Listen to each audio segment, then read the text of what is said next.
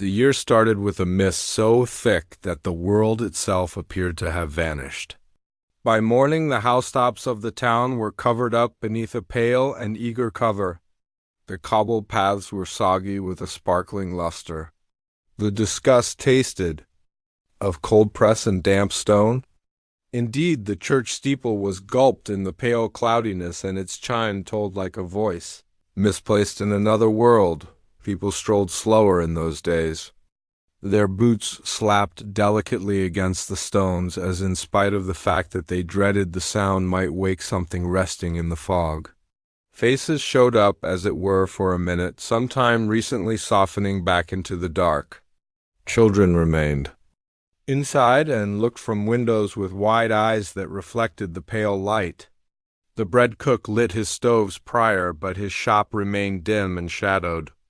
The postman thumped delicately, as if not wishing to break the spell of the air. Old ladies murmured that this was no standard climate. A few said the mist was not born from the ocean or the fields, but from the soil itself. It rose like breath from something lively. They said the fields were not purge areas of grass and stone, but living things that seemed breathe in and breathe out, and that this was the reason the wind carried unusual murmurs at night. A few swore they had seen shapes in the mist that moved against the wind. At the edge of Ashwick, the fields extended out in each heading. They rolled like an perpetual ocean of pale grass and dark stone. Pools of water assembled in the plunges and reflected the dim sky. In summer the heather blossomed purple and gold, but in this unusual winter there was as it were dim upon dim. No fowl challenged crossed the open field. As shepherds kept their herds near to the town and observed the slopes with a watchful eye, each night the mist developed thicker. It squeezed against the windows and slid beneath entryways like a living tide. In the bar men talked in moo voices approximately awful harvests and unusual tracks found in the mud. They did not talk of the thing everybody thought approximately. They did not talk of the ancient Moore estate.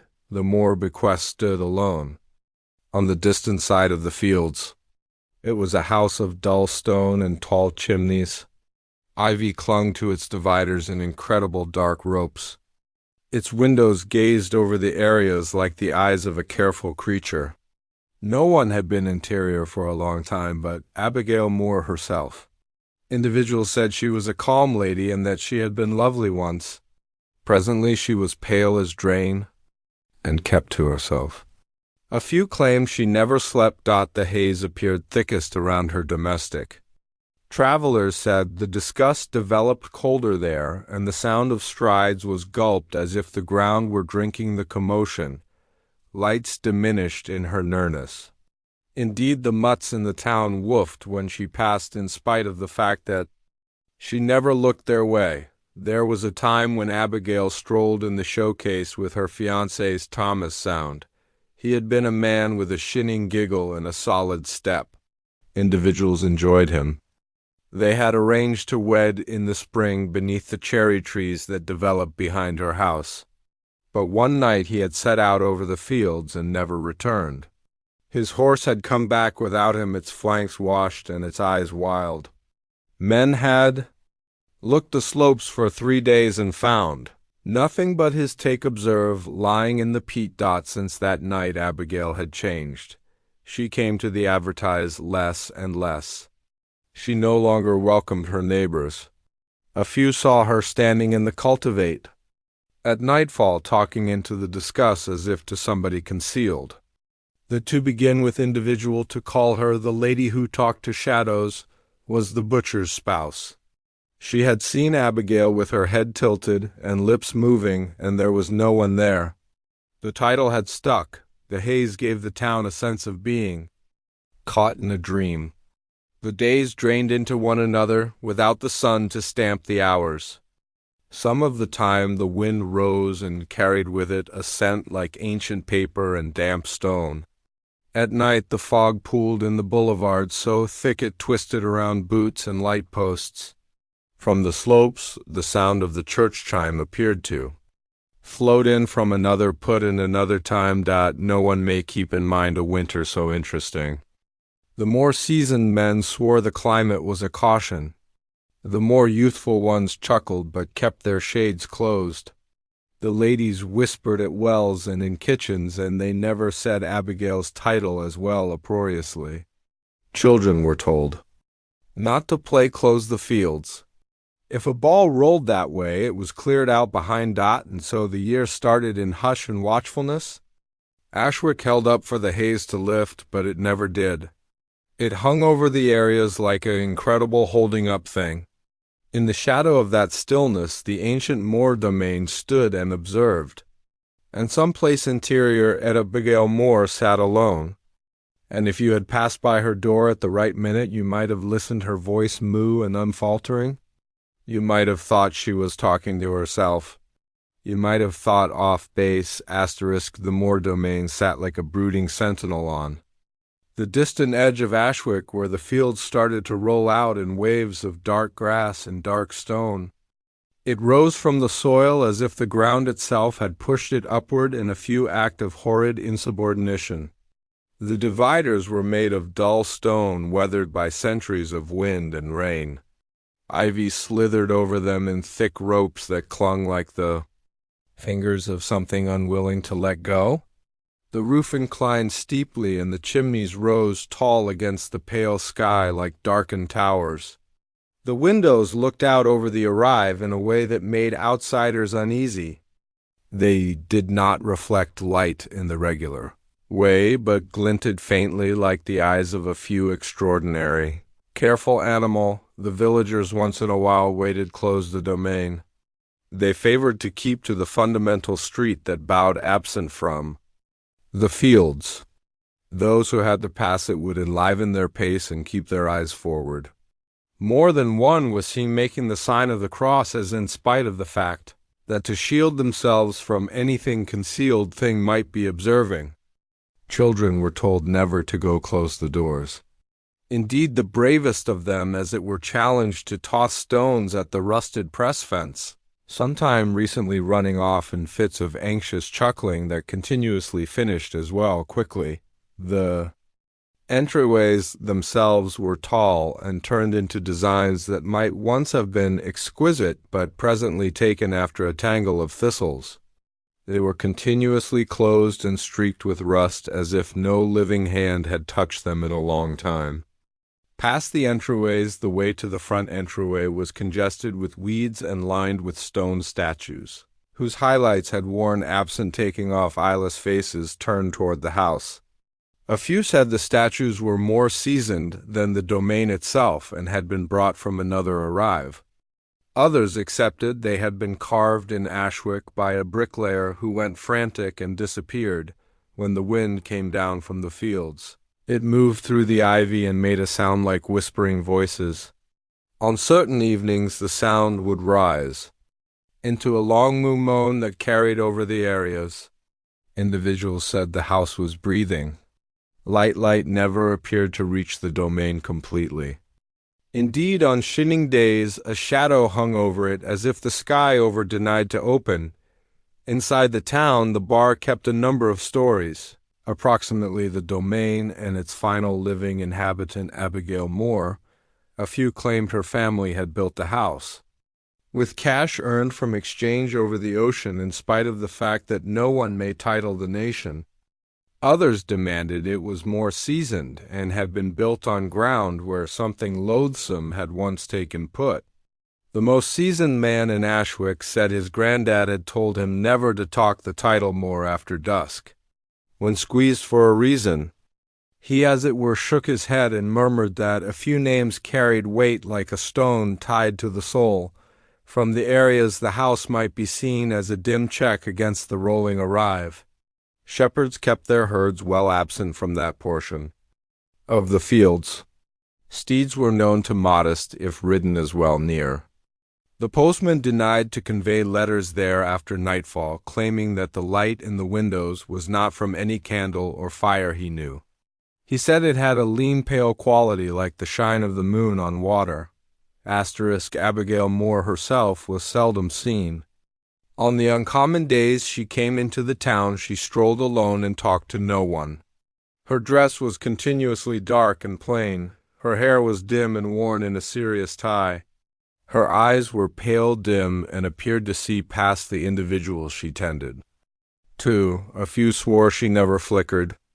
Others said she flickered as well regularly as, if she were seeing something fair past the reach of conventional sight. It was common information that she had once been locked into Thomas' solidness, and that he had vanished on the fields 5 a long time prior, since at that point her life had been lived nearly totally inside the dividers of the domain. A few courageous souls had attempted to call upon her out of thoughtfulness or interest, but they were either turned absent at the entryway or conceded as it were to the front lobby, where the disgust was overwhelming and cold indeed in summer. The house noticed of ancient wood and something else that guests may never vary title. One said it was the fragrance of rain on stone. Another said it reminded him of the discussed interior a tomb. Those who cleared out the domain frequently did so with an interesting feeling in their bones, as in spite of the fact that the house had kept a few little portion of them, there were rumors around lights moving in the windows late at night. Not the warm glint of fire, but an unusual insecure gleam that moved from room to room as if it were looking. A few claimed to have seen figures behind the glass, but when they looked once more the figures were gone. On certain evenings the wind carried a moo mumble from that course. Those who had listened to it depicted it as the sound of a lady talking in a consistent voice, with delays, as in spite of the fact that she were tuning in to an answer.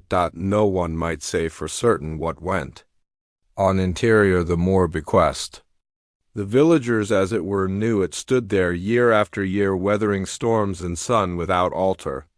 It was a steady in the life of Ashwick, however it had a place to no one but itself. The ivy developed thicker each season, and the windows proceeded to flicker faintly as if in beguilement at the little lives of the individuals below. Those who were ancient sufficient to keep in mind said the bequest had continuously been that way. It had continuously been a shadow on the edge of the town, and they accepted it would still be there long after each man, lady, and child in Ashwick had gone, observing, holding up, breathing with the wind that rose from the fields. Abigail Moore was scarcely 22 when the bequest got to be hers. It came to her not by delight or celebration, but by the moderate, unfeeling hand of fever. The sickness had taken her guardians in the space of 3 weeks. To begin with her mother, with a calm decrease that cleared out her incapable to rise from her bed. At that point, her father, who had sworn he would not take off her side no matter the peril. The specialist had come each other day and cleared out, each time with his shoulders bowed and his eyes settled on the ground. There was nothing to be done, he had said. The funerals had been held on 2 dim mornings, with the same modest bunch of villagers in participation. The church chime tolled in. The thick discuss and the sound appeared to wait long after the ropes had halted moving. Abigail stood in dark at the head of each grave, her confront pale and still. She did not sob in front of the others. A few thought this implied her heart was cold. Others knew it was the, as it were, way she may keep from breaking. When the final modest bunch of soil had been tossed onto the grave, she strolled back to the house alone. The way from the churchyard to the domain appeared longer that day. The disgust was overwhelming and still. The haze clung to the supports, and the sound of her strides was suppressed by the soggy ground. She passed no one on the way, and when she come to the doors, the press appeared heavier than some time recently as she pushed them open. Inside the bequest, the quiet was a living thing. The awesome passage extended out some time recently, her lined with representations of strict confronted predecessors, whose eyes taken after her as she moved. Tidy bits floated in the frail light from the tall windows. Someplace in the separate, a floorboard squeaked, as in spite of the fact that the house were moving to recognize her return. The hirelings who had remained after her parents' passing talked small. Most had as of now cleared out, knowing there was no coin cleared out to pay their wages. Abigail had no brothers to bear the burden and no sisters to share her pain. She had no near relatives in Ashwick, and the few cousins who lived in removed towns sent letters of condolence but no offers of help. The house was hers and the arrive was hers, but they were not gifts, they were weights, the kind that pulled a soul more profound into stillness. She went through her morning strolling the lobbies, tuning into the reverberate of her claim steps. The rooms were expansive and cold. Numerous of them she kept closed to spare on kindling.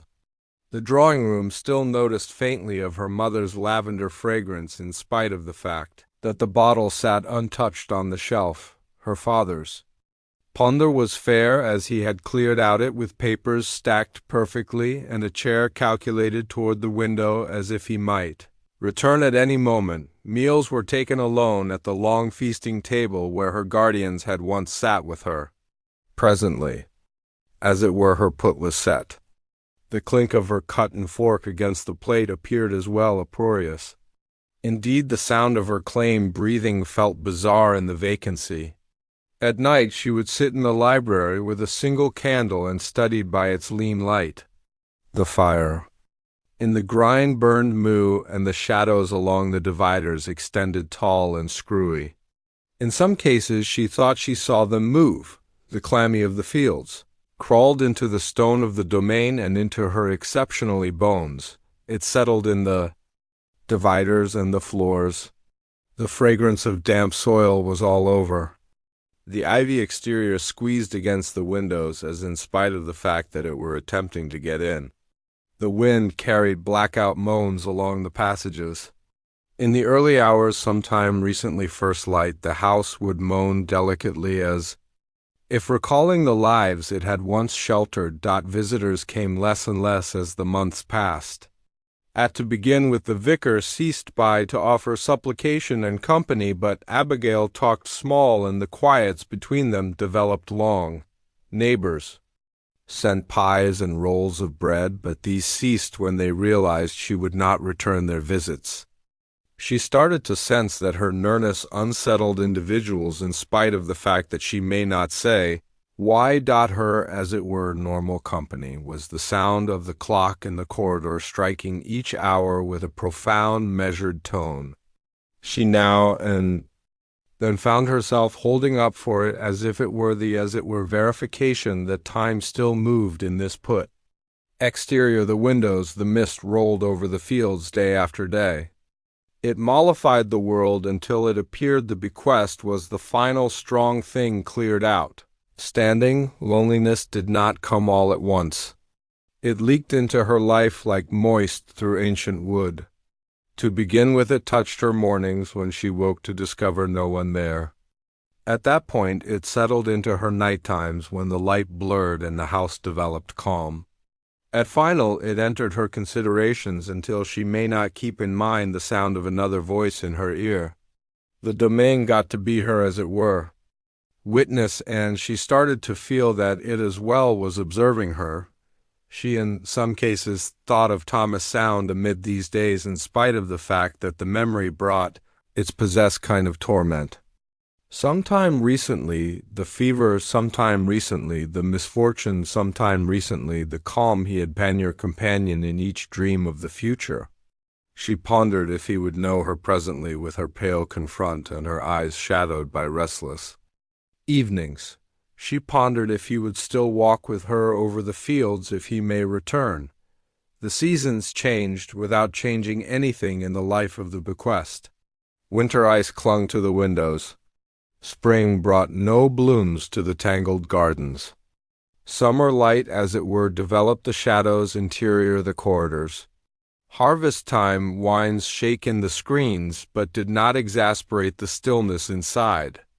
Abigail moved through the year as if in a dream from which she might not wake.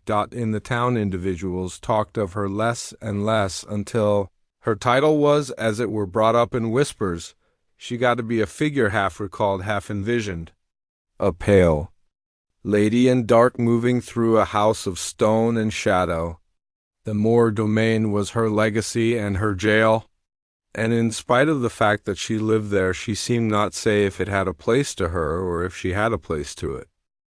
Sometime recently distress claimed her Abigail Moore had been locked into Thomas Sound. He was a youthful attorney whose nearness appeared to brighten any room he entered. His grin came effortlessly and with such warmth that indeed the most watched of villagers found themselves replying it.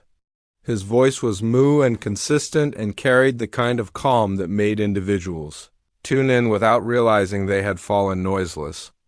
A few said it had the sound of warm nectar in winter. Thomas had come to Ashwick from the city a long time prior. He had taken a position in a little law office on the distant side of the square. To begin with, the villagers were uncertain of him. His coat was better than most, and his conduct carried a clean they were not usual to. But Thomas had a way of looking at individuals as if what they said genuinely mattered. In a put where talk traveled quicker than the wind, this was sufficient to gain their trust. Abigail met him at the midsummer gathering in the churchyard. The day had been clear and warm. Standards hung from the trees, and the fragrance of bread and cook meat filled the discuss. She had been standing close the ancient stone well when he drawn closer her with a bow that was formal but not hardened. They talked as it were briefly that day, however. When she returned domestic, she found herself considering of his voice. Through the harvest time and winter he looked for her company. He would walk her domestic from the advertise carrying her wicker container, as in spite of the fact that it weighed nothing. They would talk of books and music and the little happenings of the town. She told him of her mother's cherry trees, and how each spring the plant would fill with pale pink blooms that fell like snow when the wind blended them.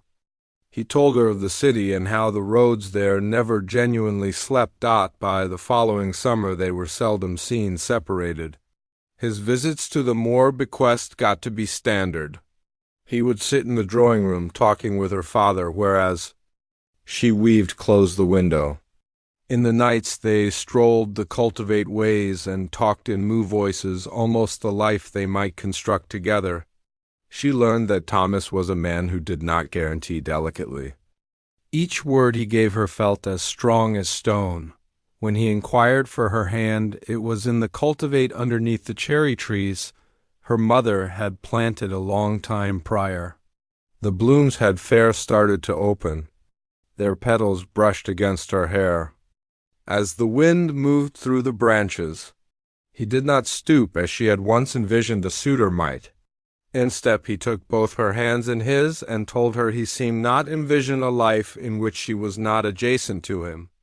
She replied without hesitation. Their wedding was arranged for the taking after spring, when the cherry blooms would once more be in blossom. The villagers talked merciful of the coordinate. Indeed, those who had long kept their separate from the Moore family concurred that Thomas Sound was a man of great character. Abigail's mother started sewing the outfit herself, and her father talked frequently of the visitors they would welcome. For a time the house appeared lighter. Abigail found herself looking toward the future with a kind of calm bliss she had never known. The days passed rapidly in the whirlwind of arrangements.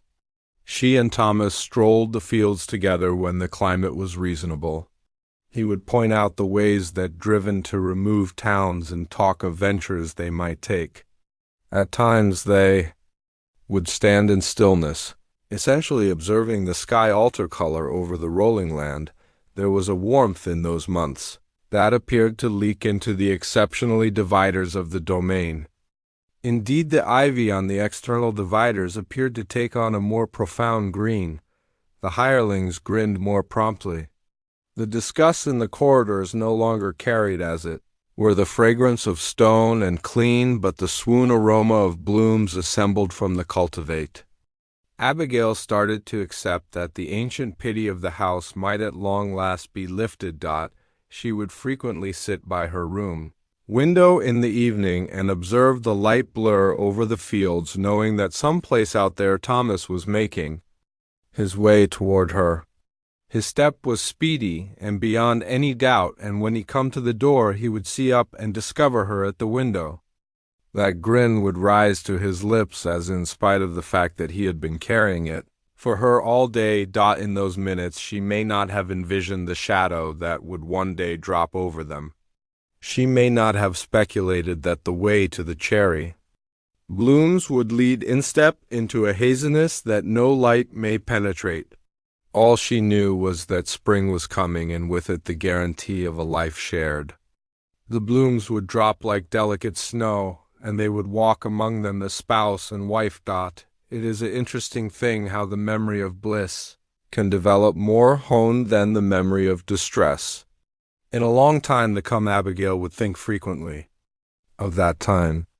She would keep in mind the warmth of his hand in hers, the sound of his voice talking her title, the way the plant looked beneath the pale pink sprout. She would hold these minutes like delicate glass in the calm hours when the wind from the fields shaken the shutters. And maybe someplace profound inside the house the dividers themselves recalled as well. It was an evening in early walk when the wind came down from the tall fields like a living thing. All day the sky had been overwhelming and moo. By late evening it had turned the color of slate, and to begin with drops of rain started to drop in moderate considered taps against the windows of the Moore bequest. The disgust noticed of damp soil and something more honed that Abigail seemed not name. Thomas arrived at the house with his coat drawn tight and his hair clammy from the fog. His way was brisk but not unkind. He told her there was a matter in the following town that required his consideration. It might not hold up until morning. She inquired if it was work for the law office, and he as it were grinned faintly and said he would tell her all upon his return. She taken after him to the entryway and stood underneath the lintel as he balanced the saddle on his horse. The wind caught his coat and snapped it like a dim hail. The creature moved uneasily and hurled its head. Abigail set her hand on Thomas's arm and told him to be cautious. He kissed her hand in reply and guaranteed he would be back. Sometime recently the fire in the drawing-room had burned low. To begin with, genuine burst of rain came as he rode absent from the entryway. It struck the soil with a murmur as in spite of the fact that the ground itself disliked of his travel.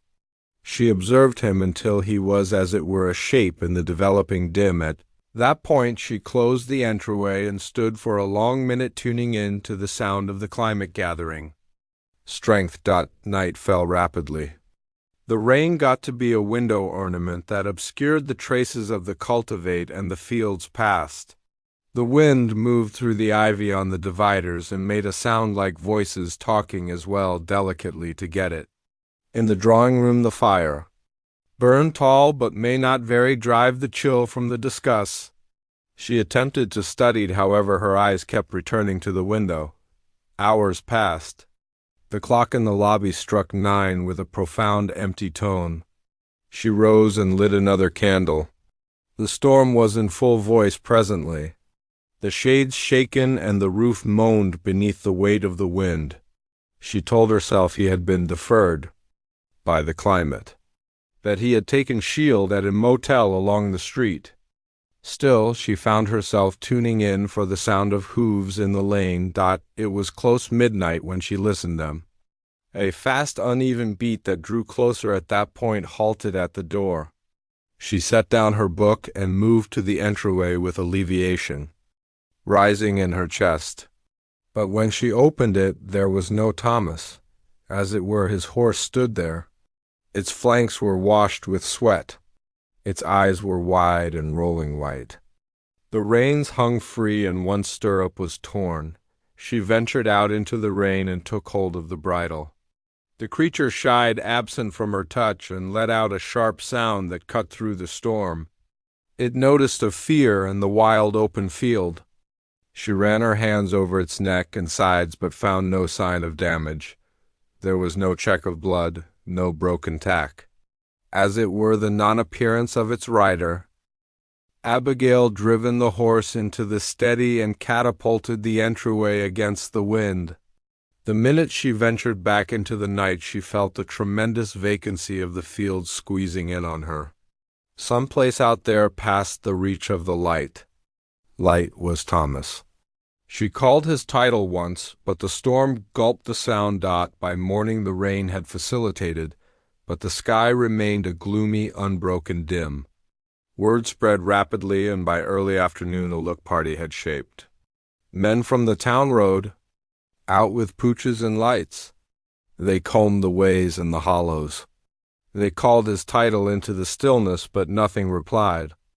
The as it were sign they found was his silver stash observed lying in the peat close, a limit track that driven more profound into the moors. The observe was scratched, as in spite of the fact that it had been struck against stone or clawed by something.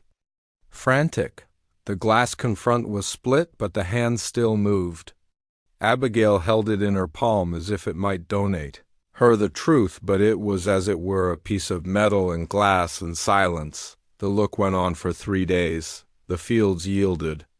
No other follow of him, no coat, no cap, no stamp of battle.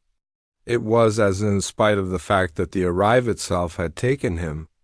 On the 4th day the men returned to the town with their mutts and their tired eyes. They told her there was nothing more to be done. The climate was turning once more. The ground was delicate and treacherous. That night Abigail sat in the drawing room with the take observe on the table some time recently her. The fire burned moo and the house was exceptionally still. She wound the observe and tuned in to its unfaltering ticking. Exterior the wind rose once more and moved through the ivy. With that same moo whisper she had listened the night he cleared out. It appeared to her at that point that the house was tuning in too. From that night forward, something in her changed. The men of Ashwick had been out since the two begin with light of day, break their boots sinking profound into the saturated ground. The fields extended, in each heading a rolling scope of grass and dark water and sudden hollows where the soil gave way without caution. The mist hung moo and overwhelming, and the mutts moved with their noses near to the ground, their ears flicking at each sound that the fog carried. Abigail stood at the edge of the look, her hands clenched in the folds of her skirt, her eyes settled on the dim skyline. The cold was sharp sufficient to nibble through fleece, and her breath came in pale clouds that vanished nearly as before, long as they shaped. The men moved gradually, fanning out in a wide circular segment their calls for Thomas. Gulped by the damp air. By early afternoon the wind moved, and a lean sprinkle started to drop, turning the peat underneath into a misleading dark soil. One of the more youthful men faltered and reviled delicately his boot about misplaced in the filth.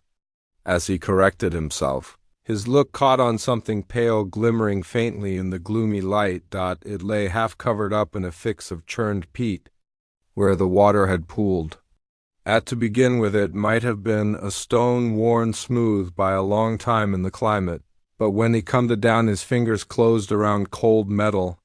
He wiped it against his coat, and the etching came into view. It was a stash observe of fine silver, the kind a man carried not for need but for pride. The chain was broken, as in spite of the fact that twisted absent by constraint.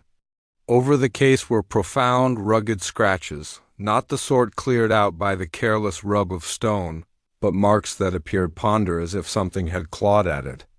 In a final wild-eyed act, the man turned and called out, and the others accumulated around, peering at the thing in his palm. Their voices dropped to mumbles. No one said it out loud, but the same thought ran through each intellect. This was Thomas Hale's observe. They all knew it well. He had appeared it to numerous of them in the warmth of the bar on winter nights. When Abigail saw it, she felt the ground influence beneath her. She took it from the youthful man with hands that trembled in spite of her exertion to be still. The silver was damp and cold and heavier than it ought to have been. She brushed absent the final of the peat with her sleeve. The glass confront was split, but the hands still moved in their quiet perpetual circle, as in spite of the fact that time itself was uninformed of what had been lost. She closed her fingers around it, and for a minute the sprinkle, the wind, the observing faces all blurred to nothing.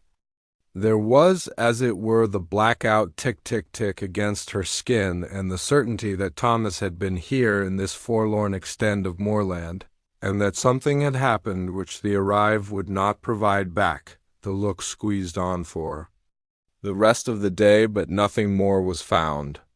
The fields gave up no coat, no boot, no sign of a man's passing. As it were, the observe remained like a part of a dream cleared out behind after waking.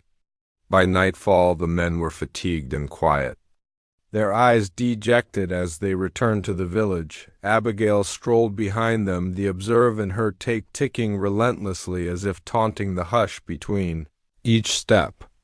She did not, however, know that its sound would take after her into each night that lay ahead. In the days after the look finished, the house appeared to near in on itself.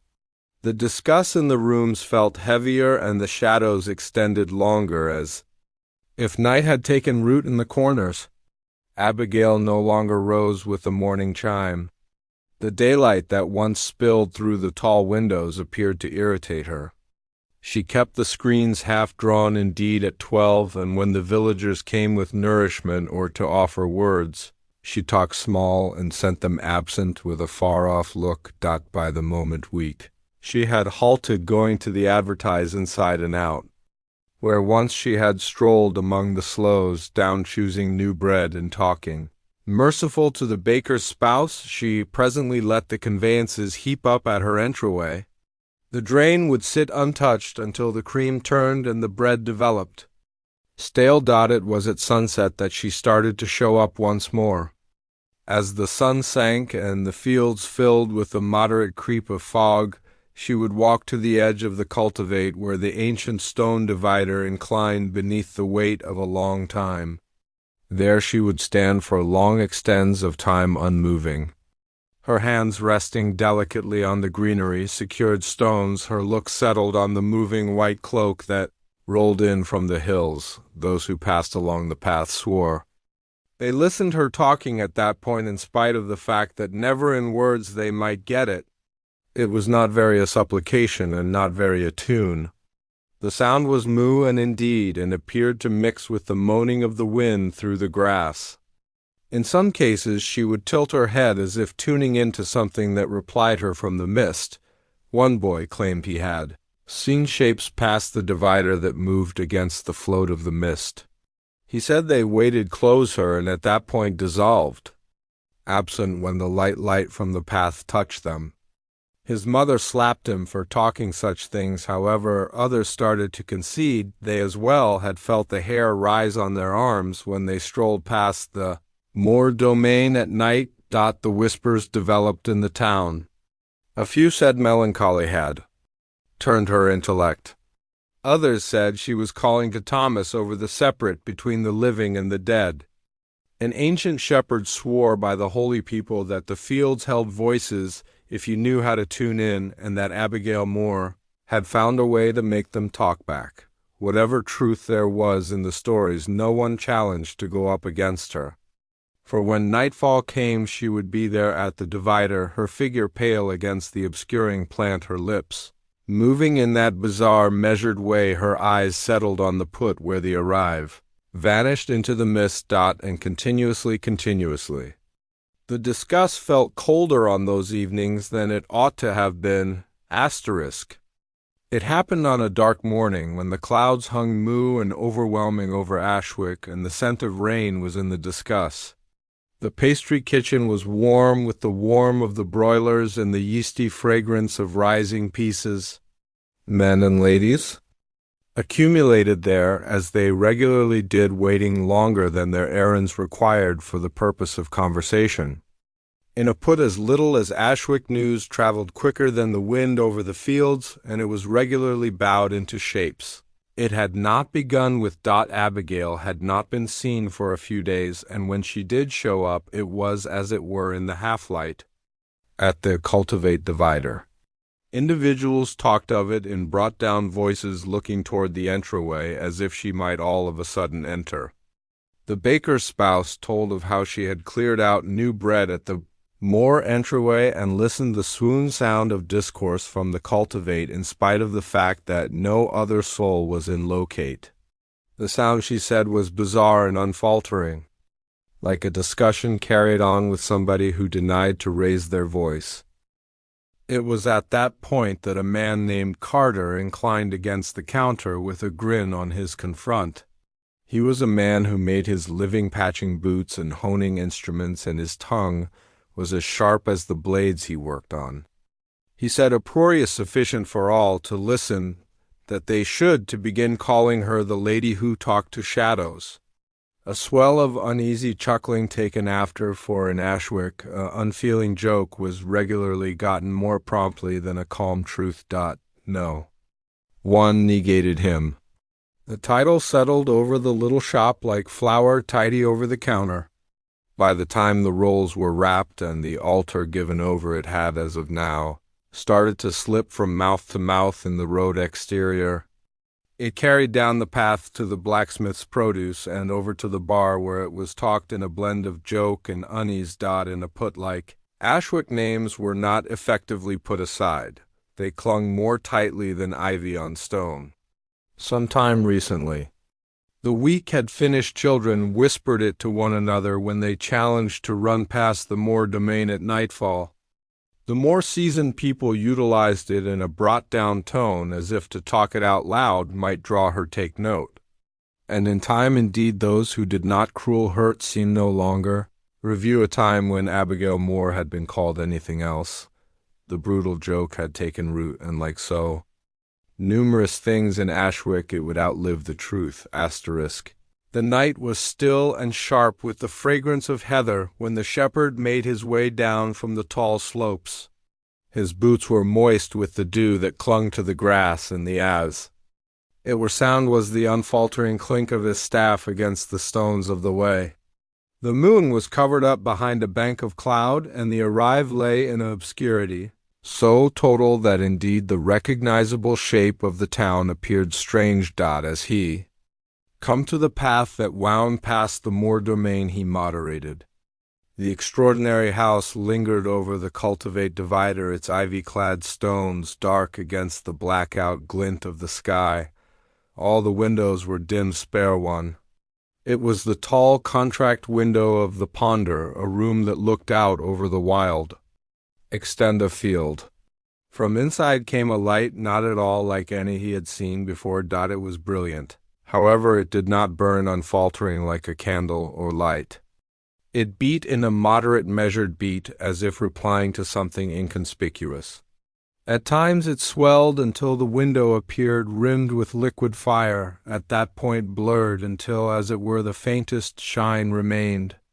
The shepherd felt the hair on his neck rise, for it was not the light of fire, nor the delicate sparkle of moon through glass. It had the living sparkle of something that breathed. He stood in the street observing. Through the moving shine he thought he saw development in the ponder. A figure passed the window more than once, in spite of the fact that whether it was Abigail or something else he may not tell. Once the light flared, shining sufficient to cast her shadow over the glass, and in that moment it appeared her head was tilted, as in spite of the fact that she were tuning in intently. Then came the most bizarre thing. The beating light animated for a minute in time with the faintest sound that drifted into the night discuss. It was not discourse as he knew it, however it had a cadence, a shape, as if two voices were assembly in the center of the dull. One was hers, of that he felt certain. The other was more profound, more seasoned, its tone more like the wind through the stones of the slopes than the voice of any living man. The shepherd felt and encouraged to move on, and he complied at his pace, animating until the house was distant behind. When he come to the security of the town lights, he looked back once. The brilliant shine still glinted in the think-about window as if it had never taken note his passing. He did not talk of it the following day, nor the day after, but the memory of that unusual light remained with him. It would be months sometime. Recently he learned that others as well had seen the same gleam, and that it never came on evenings when the moon was full. No one seemed say for certain where the story started. However, sometime recently long it appeared everybody in Ashwick had listened it in one shape or another. It was said that whereas clearing a corner of the ponder, Abigail had opened an ancient trunk that had had a place to her father. The trunk had not been touched in a long time, its brass fittings discolored and its calfskin straps split with age. A few claimed the key had been misplaced, others that it had been covered up on purpose. Inside the trunk, underneath a collapsed coat that noticed faintly of pipe smoke, was a calfskin-bound diary. The cover was scarred, as in spite of the fact that it had been taken care of by numerous hands, and the edges were obscured by the oils of time. There was no title upon it, as it were a blackout check squeezed into the cover up a shape, like a circle part by a single vertical line. Those who rehashed the story swore that inside its pages were drawings made in a cautious hand. The outlines appeared individuals standing in rooms lit as it were by candles. However, they were never alone. Adjacent to each figure in the faltering light stood another frame, tall and faceless. These shapes were rendered in profound strokes of ink so dim they appeared to drink the light from the page. The figures were continuously near to the individuals in the drawings, so near their shadowless shapes about touched. In one outlying, a lady held a light, her confront peaceful, however. Her faceless companion inclined, as in spite of the fact that tuning into words that may not be listened. In another, a child sat by a hearth with its head bowed over a toy, whereas the tall shape lingered behind it, one long handless arm coming toward the floor. It was said that a few of the figures in the drawings, taken after people from Ashwick, in spite of the fact that none challenged title them, a few whispered that the final pages appeared the fields at nightfall, the faceless outlines standing in the fog as if waiting. No one might say whether the diary genuinely existed. A few accepted Abigail had found it, and others that she had possessed it all along.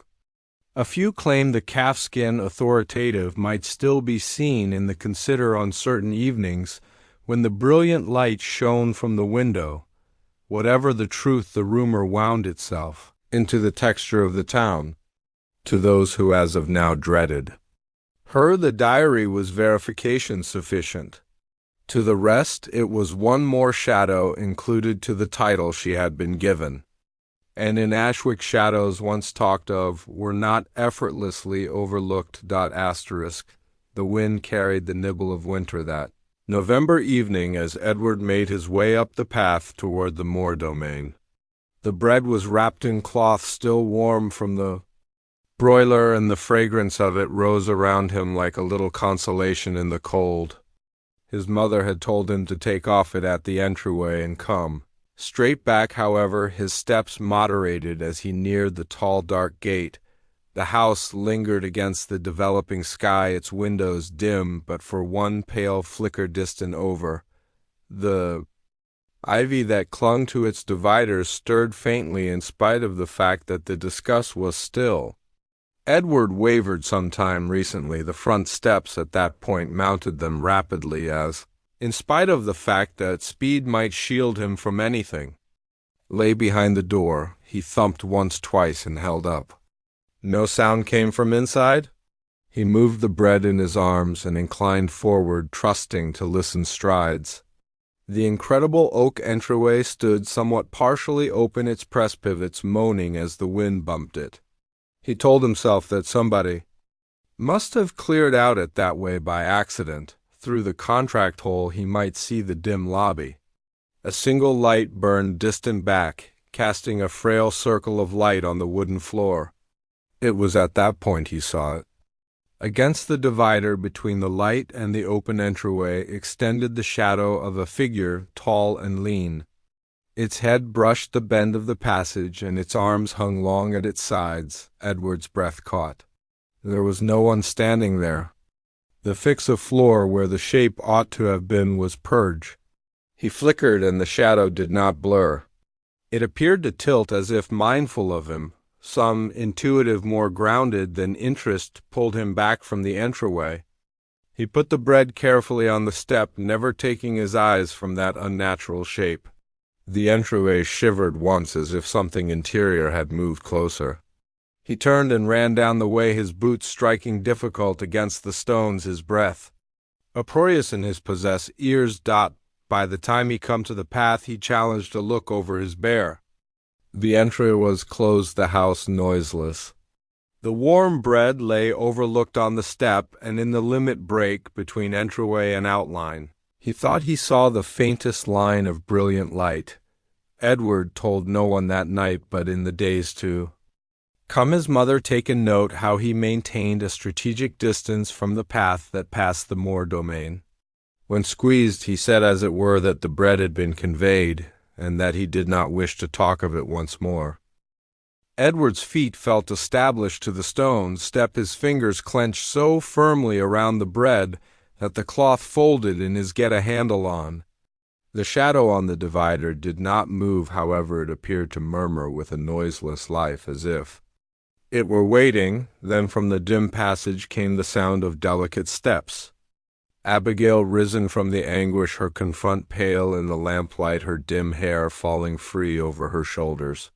Her eyes held none of the shock or perplexity he had anticipated to see. Instead there was a calm watchfulness, as in spite of the fact that she had known he would come and had been anticipating this moment. "Do not be perplexed, child," she said, her voice delicate, however strung with a bizarre certainty. They talk as it were to those who listen. The words hung in the cold disgust between them, as in spite of the fact that they were not implied to disappear. Her look flicked briefly toward the shadow, as if recognizing an inconspicuous companion.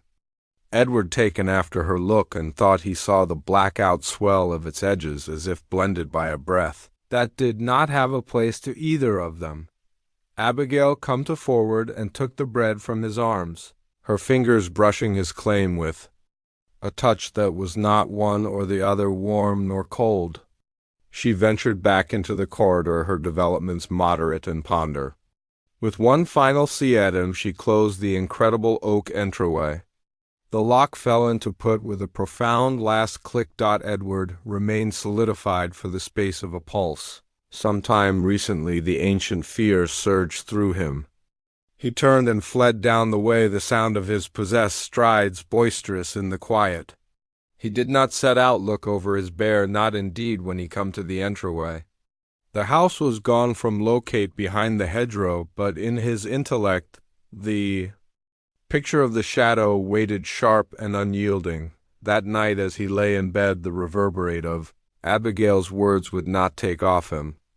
They talk as it were to those who tune in.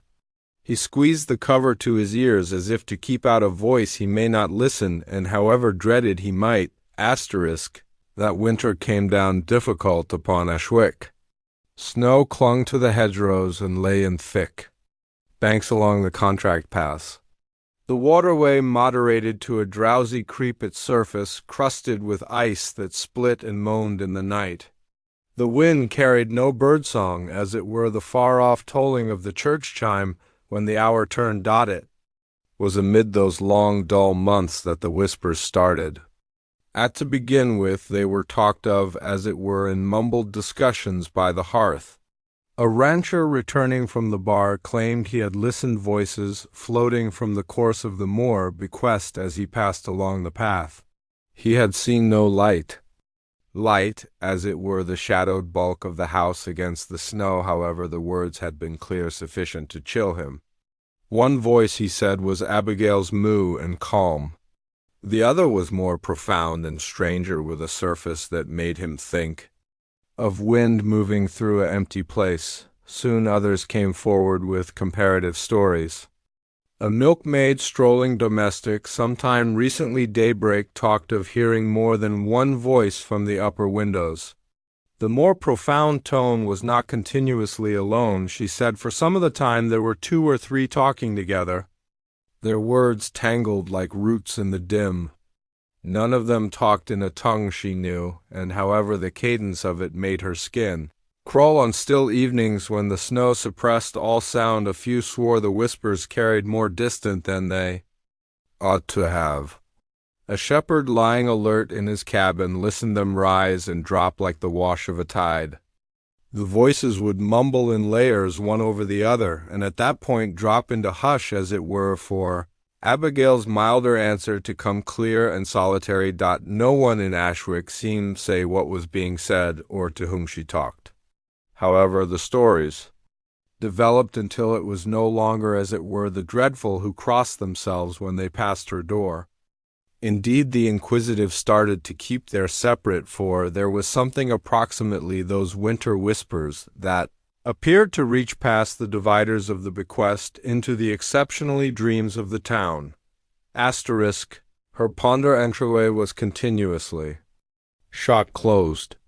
The dull oak boards bore the marks of age, however the brass bolt shined as in spite of the fact that it were cleaned day by day. Guest said the key never cleared out the chain around her neck, a lean silver circle that rested against her throat and glimmered in the lamplight. She was never seen without it, not indeed when she strolled the cultivate in the early mornings, wrapped in her shawl. The villagers talked frequently of that room. A few envisioned racks lined with dusty tomes bound in split calfskin, their spines stamped with images no cleric might peruse. Others whispered of cabinets holding jugs filled with interesting things cured and drifting in clouded fluid.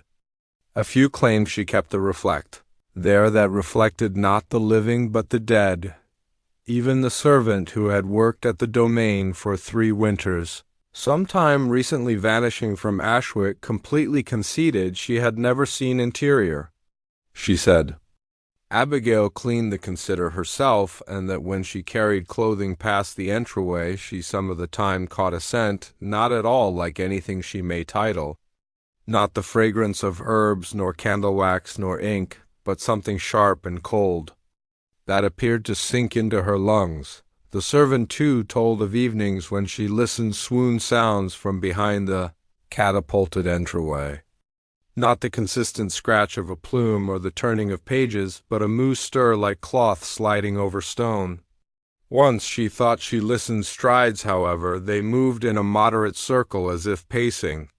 Another time there had been a single delicate thump from inside, replied by Abigail's voice in a tone as well calm to make out. Whenever tradesmen or callers came to the house, she would lead them as it were into the front rooms, taking off the hallway to the think-about in haziness. She did not restrict passage in so numerous words, for no one in Ashwick would have challenged to inquire. Still, there was a sense that to open that entryway uninvited would be to step into a put not implied for the living. Over time the bolted room got to be portion of the village's private legend. Children challenged one another to crawl to the entryway of the bequest at night, and swear they seemed see the swoon gleam of a candle from the consider window. The braver ones claimed they saw development there, a moving shape that did not coordinate the measure or shape of Abigail herself. However, when the daybreak came the window would be dull once more, and the entryway inside still shot tight, the key still resting against her pale throat as she passed noiselessly through the town. The paper vendor came to the Moore domain on a day when the sky was the color of pewter and the disgust hung overwhelming, as if a storm were holding up fair past the slopes. His cart shaken over the solidified path, and the horse's breath rose in extraordinary white tufts. He had made conveyances there some time recently, however, continuously to the kitchen or the front lobby, never beyond. This time Abigail herself met him at the entryway. She was as she ever was, pale and still, with eyes that appeared to take in more than they gave back. She talked small, as it were, gesturing toward the boxes of fine stationery and the bundles of material he had brought. At that point, with a calm command, she turned and strolled more profound into the house, anticipating him to follow.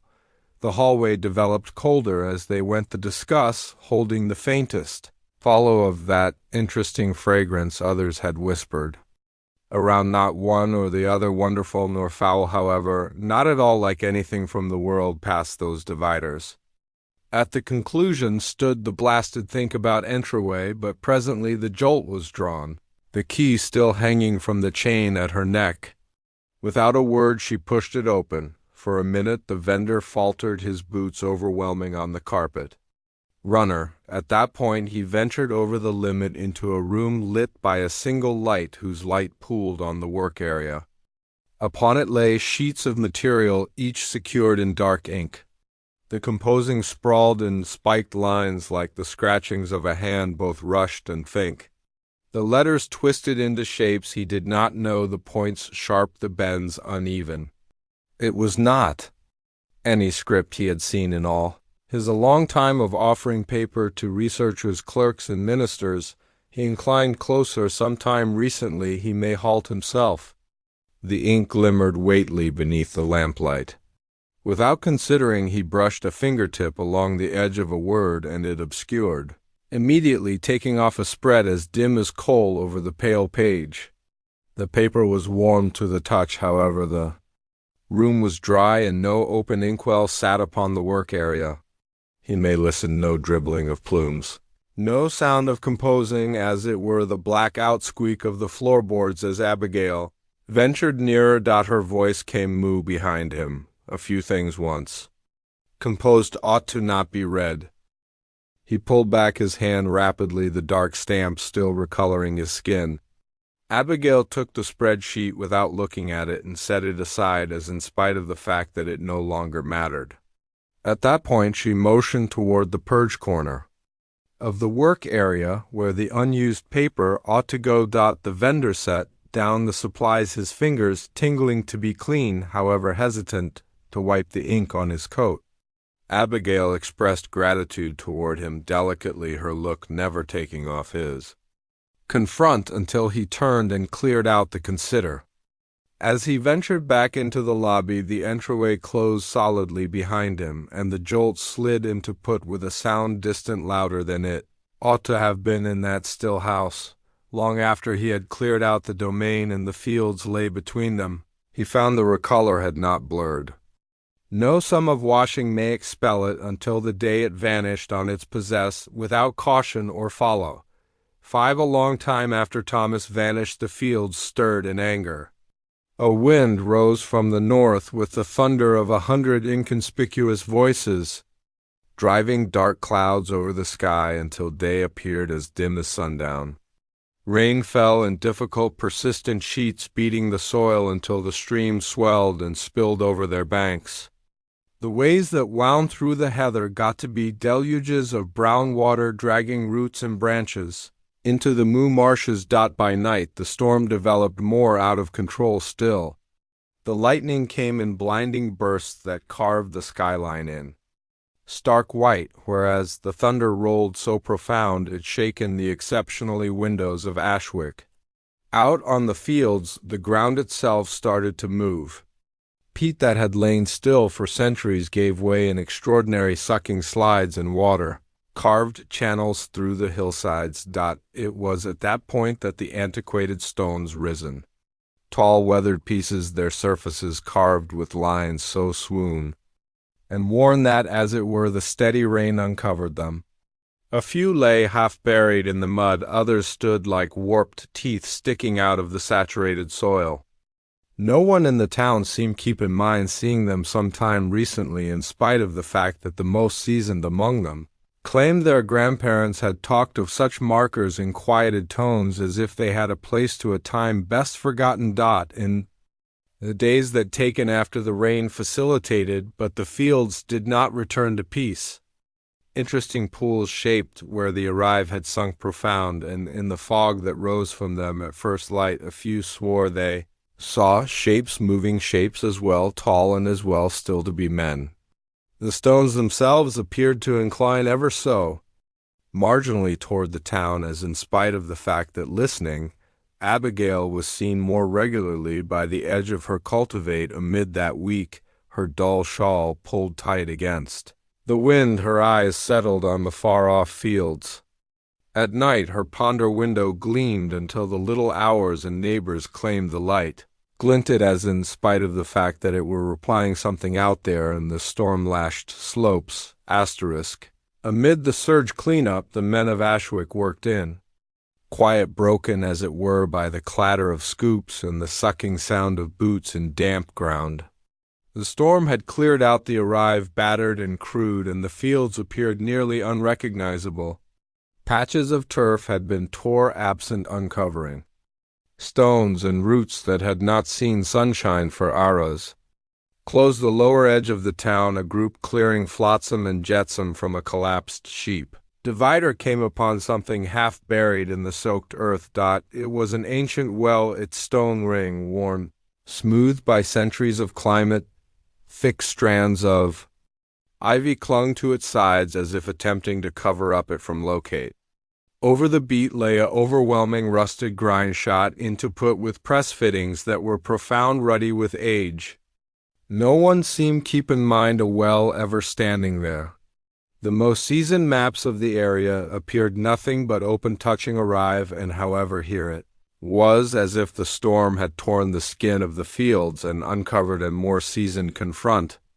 Beneath, the men wavered for a time, talking in moo voices, for indeed the wind appeared to quiet around that put. At that point, with crowbars and press snares, they started to work the jolts free. Each one moaned and stood up too, as in spite of the fact that it had not been touched in centuries. When at final the grind lifted, it did so with a yell of metal that set each man's teeth on edge. The scent came to begin with. It was thick and cold, rolling upward in a breath that felt lively. It carried the weight of ancient soil, soggy wood, and something else, distant, more awful, something that clung to the throat and made the stomach turn. One man choked and turned absent, another mumbled a supplication beneath his breath. When their eyes balanced to the haziness underneath, they saw the flicker of bone. The skeleton lay bent against the overgrown divider, as if it had fallen and never risen. Worn-out scraps of cloth still clung to it, darkened by time. Around it lay other bones, littler, maybe creature, however the shapes were off base by one means or another. The men did not wait over those. Among the ribs something caught the light. One of the team come to down with a snared post and drew it out gradually. It was a silver take. Observe its surface discolored to a gloomy dark, however still, holding the swoon bend of its once fine etching. The case was scratched in profound rugged lines, and the pivot hung free, as in spite of the fact that it had been pried open in haste. The men gazed at it in hush, until one at last talked. He had seen such a observe some time recently, a long time prior, when Thomas Sound had vanished on the fields. The portrayal had been in each mouth in the town at that point, and in spite of the fact that the sparkle was gone, the plan was the same. A few of the men traded uneasy looks, recollecting the rumors that had twirled around that vanishing the whispers approximately the fields, and the interesting way the horse had returned alone. One man closed the observe and slipped it into a cloth. But the minute he did, the wind rose difficult through the valley, rattling the branches of the uncovered trees. It was as if the arrive itself had felt something exasperates. The group said small more, almost the discover, and by sunset the well had been secured once more, in spite of the fact that the grind presently lay bent and broken at its side. That evening a single light burned late in Abigail Moore's ponder. Those who passed her door swore they saw her bowed over her work area, the silver flicker of something in her hands catching the lamplight as she turned it over and over in the stillness. Asterisk. One of the more youthful men inclined over the edge of the well, holding a light moo so its light slid down the soggy stones. To begin with, he saw as it were the green fluff of greenery and the sparkling dark luster of water stains. At that point his breath caught. There on the internal divider fair, over the bend where the obscurity gulped the light, were marks carved, profound into the rock. He called the others, and they accumulated circular, peering down in hush. The letters were harsh and uneven, as in spite of the fact that made an incredible scurry with a few sharp edge. However, the grooves were profound, sufficient to have opposed time and climate. The words extended over the stones in a line that appeared to beat in the light glow. They perused. She is the as it were one who can listen us. The sound of the wind appeared to blur until there was, as it were, the dribble of water resounding up from the profundities. No one talked for a few breaths. The most seasoned of the men crossed himself without considering. Another supported absent from the well, totally murmuring that the words were not implied for living eyes. The state lay overwhelming in their minds. They did not know who she was, in spite of the fact that a few felt the reply at once and did not need to say it out loud. The title Abigail floated implicit between them like a shadow, as well near to the fire. One man come down to touch the letters, but drew back with a murmur. The stone was abnormally warm, as if it held the warmth of a body, in spite of the fact that the discuss around the well was cold sufficient to make their hands numb. The warmth appeared to leak into the discuss until they all felt it in their bones. The light fire guttered at that point, steadied as if something had passed over it.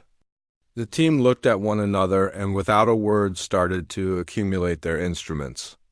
No one needed to be there when the final light cleared out the sky. By the time they strolled absent, the clouds had rolled in once more, and the fields were covered in a thick dim that turned the way domestic into a burrow of mist. That night a moo wind shaken the shades of the Moore bequest, and the villagers said they listened a swoon mumble coming from the course of the fields. A few claimed the sound was like a voice rehashing the words carved into the stone over and over until it got to be portion of the wind itself. When the news come to the Moore domain, it did not come in a surge. It arrived in parts carried on the lips of those as well uneasy to stand long at her entryway. The to begin with man brought, as it were, the reality that a well had been found. The moment talked of bones in the dull. The third, with eyes that would not very meet hers, said a silver observe had been among them. By the time the final word was talked, the shadows in her ponder had developed long, and still Abigail did not cry. The villagers half anticipated her to sink into a chair or turn absent, but she did not one or the other. She stood with her back straight, her hands resting softly on the edge of her work area, as in spite of the fact that she had been holding up for this minute for a long time. Her eyes waited on the confront of the man who had talked final, and for a moment he felt as, in spite of the fact that she were perusing something composed profound behind his ribs, a swoon grin touched her lips. It was not the grin of delight, nor help nor distress. It was the kind of grin that comes when a last piece has been set into put and the design is at final total. She drew in a moderate breath and talked so delicately that the men inclined forward to listen her. Now he rests, she said, and so should I. The words were plain, however, in the stillness of the room they appeared to hold a weight distant, more noteworthy than their sound. The disgust felt overwhelming, as in spite of the fact that the house itself had drawn closer to tune in. One of the men moved uneasily. Another crossed himself in spite of the fact that he may not have said why she come to for something on the work area. It was the observe the discolored case flickering in the half-light. She ran her fingers over the scratches as if following the story they told. Her thumb squeezed the pivot and the cover sprang open with an exhausted tap. Interior the glass was split, however. The hands were moving, ticking absent with a cadence as well, unfaltering for a thing long misplaced to the earth. The men seemed not clarify it. However, none challenged inquire. She closed the observe once more, with a delicate snap, and slipped it into her take. At that point she moved to the window and drew back the shade. Past the ice-rimmed glass the fields lay covered in fog. The wind pushed against the sheets, but no sound come to them, as it were a profound and supreme quiet. "You may go presently," she said without turning. The tone was not unkind, however. It cleared out no room for wavering. The men supported absent, one by one, until the entryway closed behind them. Exterior in the path, they found themselves talking in quieted voices, as if they had fair cleared out a church or a grave. Inside, Abigail stood alone in the dim light, her hand resting over the obverse in her stash. She did not move for a long time. At final, she breathed out a single moderate murmur, and the swoon grin returned to her lips as, in spite of the fact that she were hearing something no one else seemed, that night the wind lurked, moo over the fields, squeezing against the ancient stones of the moor bequest like a tide that would not break. In the town a few might not rest, and presently, and at that point their eyes were drawn to the dim diagram of the house on the slope. In one tall window a pale shine burned consistent, as in spite of the fact that the moon had taken root inside. The light came from her think about the same room whose entryway had been bolted for a long time, and whose key had never cleared out the chain around her neck. No one may see interior from the street, however those who observed swore the shine glinted in interesting designs like breath moving through a light. More than once it appeared to develop brighter and dimmer in a moderate beat, as if something inconspicuous were drawing near to the glass at that point. Withdrawing into the dark, the hours moved with an overwhelming stillness. Mutts that regularly woofed at nothing remained calm. The church chime did not chime, in spite of the fact that the clock kept its time. Some place past the dividers of the domain, the fields breathed out a long murmur, and fog crawled moo into the paths, until the hedgerows were, as it were, pale smears against the earth. By the time to begin with lean light of first light brushed the housetops, the gleam in her window had gone out. No development blended behind the window ornaments. No shadow crossed the ice on the sheets. The town woke to a cold hush and an unease that settled in the bones, like the memory of a nightmare, when no smoke rose from the kitchen chimney and no strides sounded in the rockway. A few of the braver souls climbed the slope. They found the extraordinary entryway unlatched, swinging marginally with the wind. Interior, the disgust was dry and still, as in spite of the fact that the house had been holding its breath. Tidy lay undisturbed on the floorboards, however, here and there were blackout marks, like the brush of a skirt trim or the tread of uncovered feet driving from the ponder to the garden. Her consider stood open for to begin with time and living memory. The work area was uncovered, spare for a single candle burned down to its final twist of wax. The observe was gone. The chair had been pushed back a small, as if somebody had risen in a rush or at the drag of a sudden call. In the hearth, the fiery remains were cold, in spite of the fact that no one reviewed noticing smoke in the night. In the cultivate, the ice had softened in one contract way from the ponder entryway to the distant divider where the fog was thickest. Past it, the fields rolled absent in delicate dim folds, and the wind moved through the grass in a whisper that appeared nearly like words. Abigail Moore was gone. A few said she had strolled out into the fields to take after the voices she had tuned into all her life. Others swore she had never cleared out at all, and that if you stand in the path at nightfall, you may see her shape among the ivy, her confront turned toward the extending shadows, her lips moving in a moderate mumble. They said the wind carries her words to the edges of the town where they tangle with the din until you cannot tell which voice is hers and which has a place to the thing that holds up to be heard. The house remains bolted presently, in spite of the fact that no one can say who turns the key. Still, the cultivate divider is now and then found with ice softened in limit trails that lead to the distant corner and disappear into the field. And on certain evenings when the mist lies thick The ponder window shines for a small, whereas, as if the final candle has not, however, burned out,